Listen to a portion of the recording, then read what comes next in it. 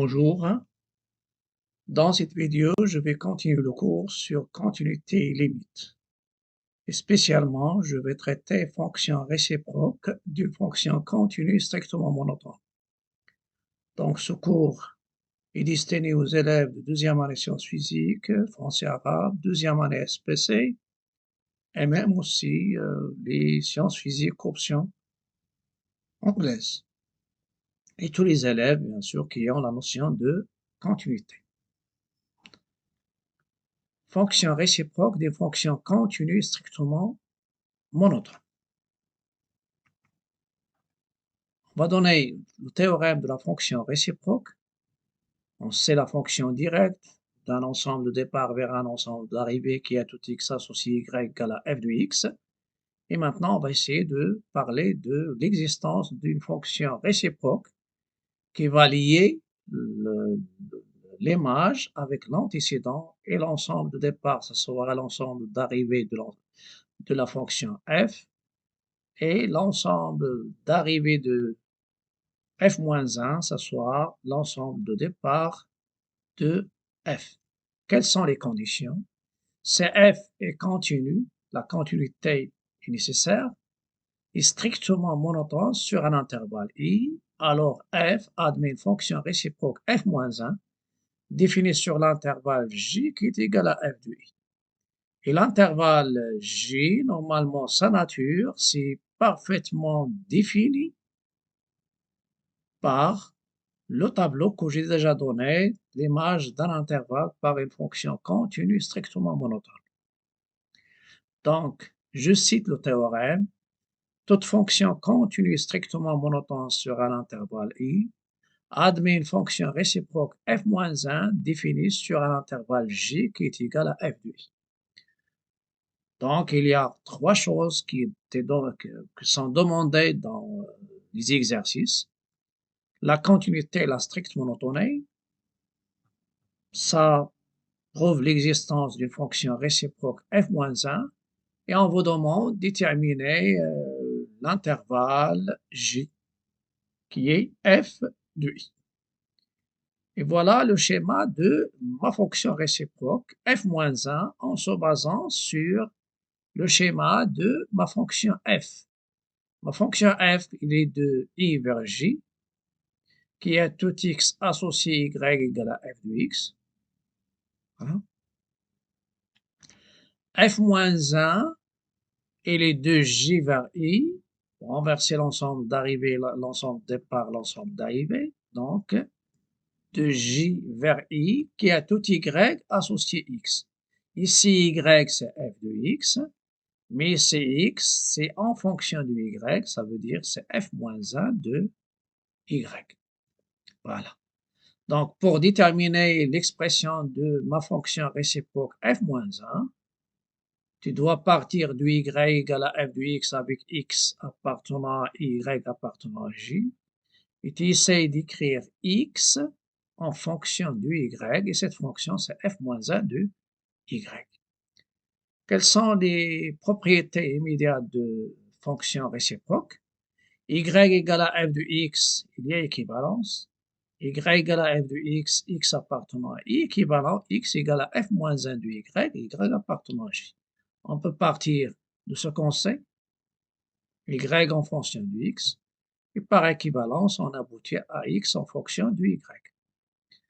Normalement ici, quel que soit x appartenant à i, f-1 rang f de x, c'est x. f-1 rang f de x, c'est f-1, c'est f-1 de f de x. Et f de x, c'est quoi? C'est y. Donc, c'est f-1 de y, et f-1 de y, c'est quoi? C'est x. Si je prends le deuxième, f en f-1 de y, c'est f de f-1 de y. f-1 de y, c'est quoi? C'est x.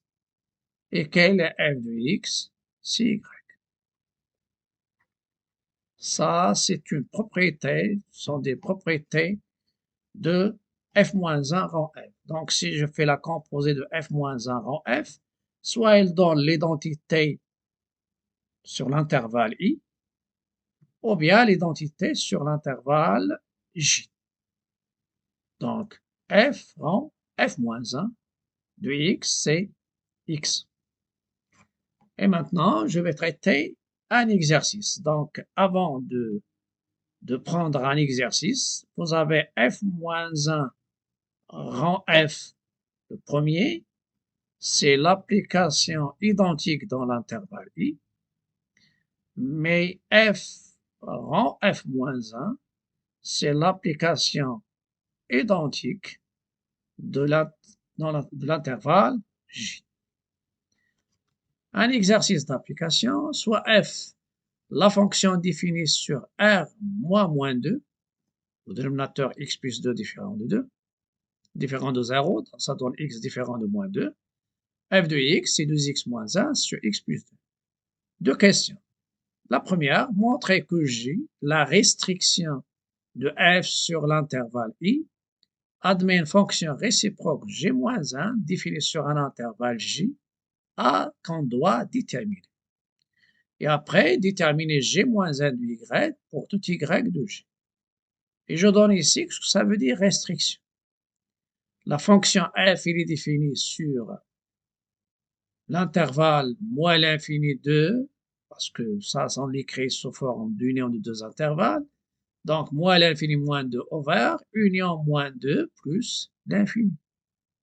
Mais on se restreint à l'intervalle moins 2 plus l'infini. Et la restriction, ça veut dire la restriction d'une fonction g, restriction de f sur l'intervalle i. Qu'est-ce que ça veut dire? Quel que soit x appartenant à i, c'est de la fonction g, elle prend l'expression de f. Et on peut prendre une autre restriction, par exemple h, sur l'intervalle i', qui est l'intervalle moins l'infini moins 2. Et dans ce cas-là, h de x, ça sera, elle prend l'expression de f de x sur l'intervalle moins l'infini moins 2. Je passe maintenant aux solutions. Donc, f de x, c'est 2x moins 1 sur x plus 2. X plus 2. Le domaine de définition, bien sûr, c'est l'union des deux intervalles. Et vous pouvez remarquer qu'on se restreint à l'intervalle ouvert moins 2 plus l'infini. Restriction de f sur l'intervalle. Et il y a le prolongement. Ici, on parle de restriction surtout. C'est un terme à savoir dès maintenant. Ceci est équivalent pour tout x appartenant à i, g de x, son expression c'est f de x. Ce qui est demandé, c'est quoi? Montrant que g admet une fonction réciproque g-1 définie sur l'intervalle j qui est égal à f de x. Tu dois passer par la continuité. F, c'est une fonction rationnelle, c'est-à-dire les opérations ou bien les fonctions usuelles. Toute fonction polynôme est continue sur R. Les fonctions rationnelles qui sont rapport de deux fonctions polynômes, ils sont bien sûr continus sur le domaine de définition. La fonction racine carrée, il est continue sur R+. Et si vous avez la racine d'une fonction, elle est continue sur l'intervalle I, sur un intervalle où la fonction f est définie et positive. Donc f, puisqu'il est rationnel, il est continu sur R et en particulier sur l'intervalle en question. Donc g, il est continu sur l'intervalle. Après, il y a la monotonie ou bien la stricte monotonie. Soit x appartenant à moins 2 plus l'infini, g' de x, c'est la dérivée d'un rapport. Et on sait déjà que u sur v, le tout prime, c'est u'v moins uv' sur v au carré. Donc, je prends le dénominateur au carré, je dérive le numérateur fois le dénominateur, moins numérateur fois la dérivée du dénominateur sur le carré. Dérivée de ax plus b, c'est a. X plus 2, dérivée de x plus a, si la dérivée de 2 c'est 0, la dérivée de x c'est a, ça donne 1. Développer, vous allez tomber sur le rapport 5 sur x plus 2 au carré qui est strictement positif, donc g est strictement croissant sur i. Et comme il est continu, alors g admet une fonction réciproque g moins 1 définie. Elle est définie sur l'intervalle J qui est égal à G de G, G de I, pardon. G, c'est G de l'intervalle moins 2 plus l'infini, et d'après le tableau des images, puisqu'il est croissante, strictement croissante, donc on garde les bords. Donc c'est la limite de G de X lorsque X tend vers moins 2 à droite, et la limite de G de X en plus l'infini, c'est la borne supérieure. Je calcule la limite de G de X en plus l'infini, c'est la limite d'un rapport, fonction rationnelle, c'est la limite du quotient de mon nombre de plus haut degré, en haut et en bas, en simplifiant, ça donne 2. Voilà, 2. La limite de G de X lorsque X tend vers moins 2 à droite, c'est la limite de ce rapport. Remplacer X par moins 2, moins 4, moins 1, c'est moins 5. Mais le dénominateur, ça donne un 0. Et puisque X tend vers moins 2, ça veut dire X à droite supérieur à moins 2. Donc, le dénominateur, c'est positif. Ou bien dresser un tableau de signes de X plus 2. Ça sera positif à droite de moins 2, négatif à gauche de moins 2. Donc, ça donne moins l'infini. Et finalement, l'intervalle J, c'est moins l'infini 2. La question suivante, déterminant G-1 de Y avec Y appartenant à J. Je prends l'équivalence, soit Y, on a Y égale G de X avec X appartient à l'intervalle moins 2 plus l'infini, équivalent X égale G-1 de Y, Y appartenant à moins l'infini. Donc je prends X et Y dans les intervalles X dans l'intervalle I, Y dans l'intervalle J. Je fais le départ de Y égale à G de X et je cherche, ça c'est Y en fonction de X, je cherche X en fonction du Y. Donc, Y égale 2X moins 1 sur X plus 2, produit des extrêmes égale produit du moyen, je développe, je regroupe tout ce qu'il y a en X au premier membre, les Y et les constants au deuxième membre, après je factorise. Équation de premier degré. Si on a une équation de second degré, on résout l'équation d'inconnu X. X en fonction du Y. Donc, X facteur de Y moins 2 égale à moins 1 plus moins 2Y. Vous avez ici le Y plus 2, il est moins 2 est différent de 0, parce que Y est inférieur strictement à 2, donc Y moins 2 est négatif. Donc, le rapport existe. J'ai le droit de diviser. Lorsque je divise ce rapport, un réel sur un réel non nul, donc c'est un réel. Donc, X existe dans R. Donc, il y a une question à savoir, est-ce que X est dans l'intervalle en question, moins 2 plus l'infini. Donc, je vais comparer X avec moins 2 en faisant la différence, le signe de la différence.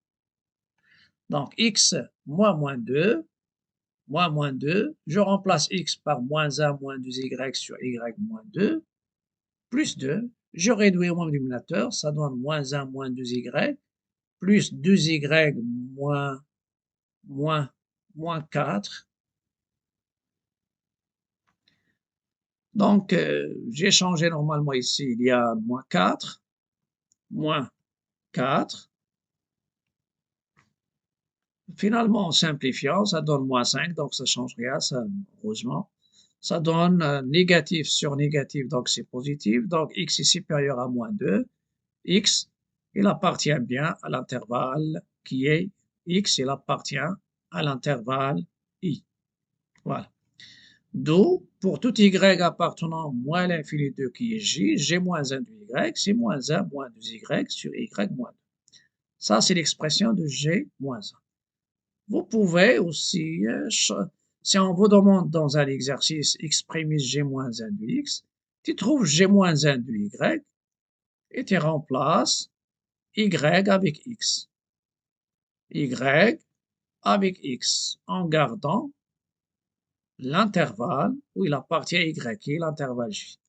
Ou bien, au départ, vous pouvez, au lieu de prendre, tu peux prendre y, x égale g-1 de y, ou bien tu prends y égale g-1 de x, ça donne x égale g de y, et vous travaillez. Je vais continuer la vidéo avec les propriétés de ma fonction réciproque parce que ça va nous servir à définir autres fonctions comme la fonction racine linéaire, mais on verra après la fonction exponentielle comme fonction réciproque de fonction logarithme. Donc, dans ce cas-là, il y a les propriétés de la fonction réciproque. Propriété de la fonction réciproque. Si f est continu strictement monotone sur un intervalle i, et f moins 1, sa fonction réciproque définie sur l'intervalle j, la première propriété qui est admise, c'est que f est continu sur l'intervalle i, alors f moins 1 est continu sur j. La deuxième chose, c'est la stricte monotonie. F moins 1 varie dans le même sens que f sur l'intervalle j. Donc, tu as déjà étudié la monotonie de ta fonction f sur l'intervalle i. Si tu trouves f strictement croissant sur i, tu t'en déduis que f moins 1 est strictement croissant sur j. Si tu trouves que f est strictement décroissante sur i, alors f moins 1 est strictement décroissante sur j. Comme dans l'exercice d'application, on a trouvé f strictement croissant sur i d'après les propriétés de la fonction réciproque.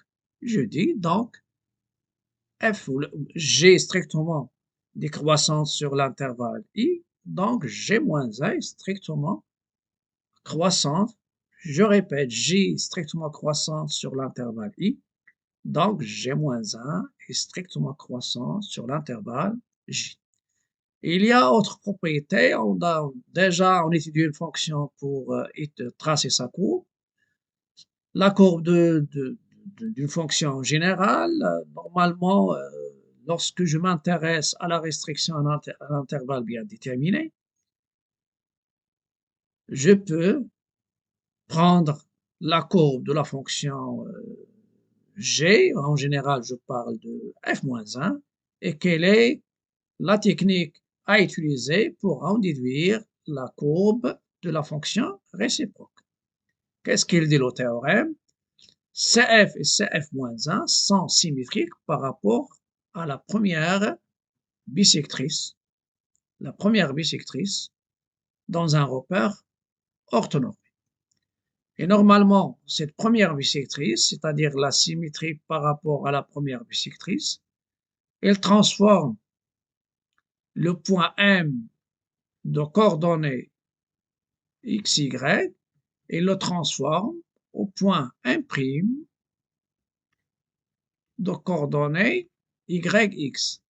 Ça veut dire cette symétrie axiale, elle transforme x en y et y en x. Voilà, donc ça c'est très important. Si vous avez une droite d'équation y égale à a, qui est horizontale,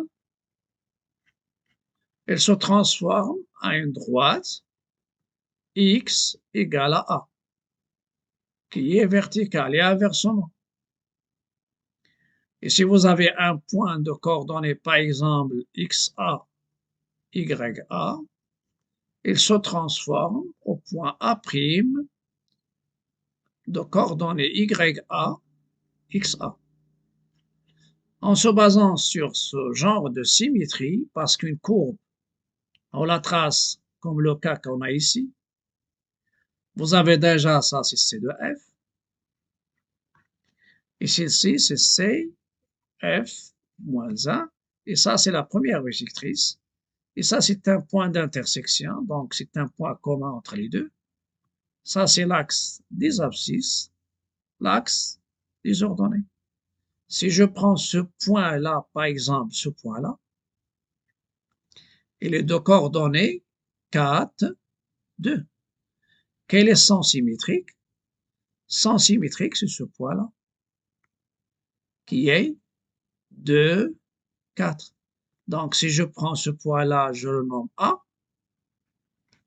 Ses coordonnées, c'est 4, 2. C'est un point de C de F.